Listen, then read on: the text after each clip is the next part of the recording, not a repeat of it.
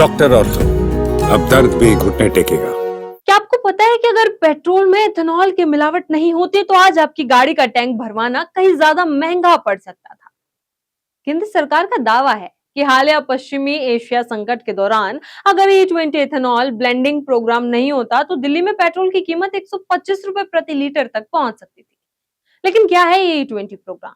सरकार इसके पक्ष में क्या तर्क दे रही है और लोगों की चिंताएं क्या है? नमस्कार, मैं Kirti Bhardwaj, channel for news India पर आप सभी का स्वागत। हर बार जब अंतर्राष्ट्रीय बाजार में कच्चे तेल की कीमतें बढ़ती हैं तो भारत में भी पेट्रोल डीजल के महंगे होने की आशंका बढ़ जाती है, क्योंकि भारत अपनी जरूरत का बड़ा हिस्सा विदेशों से आयात करता है। लेकिन इस बार केंद्र सरकार का कहना है कि हालिया वैश्विक संकट के बावजूद देशवासियों को बड़ा झटका नहीं लगा और इसकी सबसे बड़ी वजह रही E20 ethanol blending programme.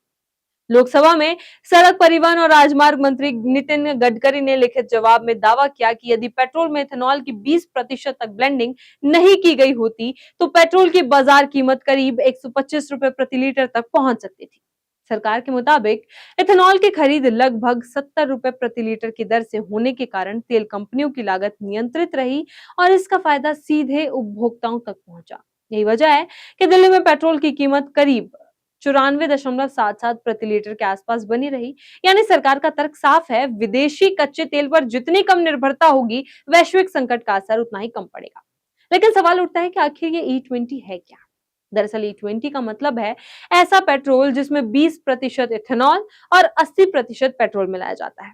Ethanol मुख्य रूप से गन्ना, मक्का और अन्य कृषि उत्पादों से तैयार होने वाला जैव ईंधन है। सरकार का मानना है कि इससे न केवल तेल आयात कम होगा बल्कि किसानों को भी अतिरिक्त बाजार मिलेगा और पर्यावरण को भी फायदा होगा। लोकसभा में पेट्रोलियम एवं प्राकृतिक गैस राज्य मंत्री सुरेश गोपी ने बताया कि इस कार्यक्रम को बिना तैयारी के लागू नहीं किया गया। इसके लिए नीति आयोग, वाहन निर्माता कंपनियां, automotive research association of India, society of Indian automobile manufacturers, Indian oil और अन्य तकनीकी संस्थानों के साथ मिलकर चरणबद्ध तरीके से काम किया गया।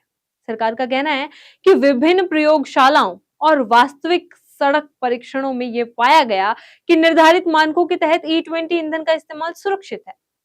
सरकारी आंकड़ों के मुताबिक देश में पिछले 3.5 साल से बड़े स्तर पर E15 और 2.5 साल से अधिक समय से E19 और E20 ईंधन का इस्तेमाल किया जा रहा है। इतना ही नहीं, सरकार का दावा है कि आज 20 करोड़ से अधिक दोपहिया वाहन और 3 करोड़ से ज्यादा पेट्रोल कारें ऐसे ईंधन का उपयोग कर रही हैं। इन वर्षों के अनुभव के आधार पर सरकार कहती है कि इथेनॉल ब्लेंडिंग के कारण इंजन खराब होने, जंग लगने और वाहनों की उम्र कम होने के व्यापक प्रमाण सामने नहीं आए हैं।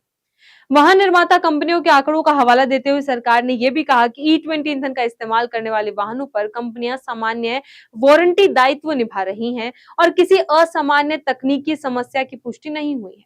हालांकि इथेनॉल ब्लेंडिंग को लेकर समय समय पर कुछ वाहन मालिकों और विशेषज्ञों की ओर से सवाल भी उठते रहे हैं, खासकर पुराने मॉडलों के वाहनों की अनुकूलता को लेकर। ऐसे मामलों में वाहन निर्माता की सलाह और वाहन के लिए निर्धारित ईंधन मानकों का पालन करना महत्वपूर्ण माना जाता है।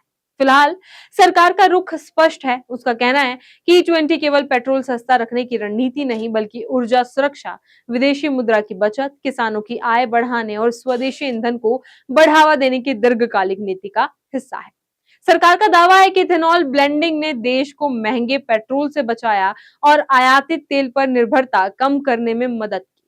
वहीं वाहन उपयोगकर्ताओं के लिए सबसे अहम बात यही है कि वे अपने वाहन निर्माता की सलाह के अनुसार उपयुक्त ईंधन का इस्तेमाल करें। आने वाले वर्षों में E20 कार्यक्रम भारत की ऊर्जा नीति को किस दिशा में ले जाएगा, इस पर सबकी नजरें बनी होगी। इसी तरह खबरों के लिए बने रहे चैनल फॉर न्यूज इंडिया के साथ। डॉक्टर ऑर्थो, अब दर्द भी घुटने टेकेगा।